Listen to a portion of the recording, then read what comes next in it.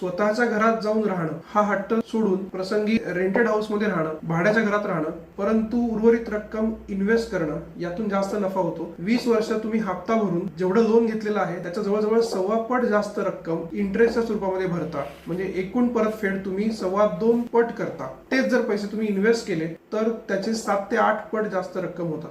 म्हणजे 1 कोटीचा लोन घेऊन ते फेडताना 2,15,00,000 भरावे लागतील प्रसंगी, पण तेच 1 कोटी लोनचे जेवढा काही EMI असेल तेवढेच पैसे तुम्ही SIPच्या माध्यमातून म्युच्युअल फंडात इन्व्हेस्ट केले आणि त्याच्यावरती 12% जरी कमीत कमी रिटर्न्स मिळाले तरी ती अमाऊंट जवळजवळ 8 ते 9 कोटी होते. काय परवडतं बघा.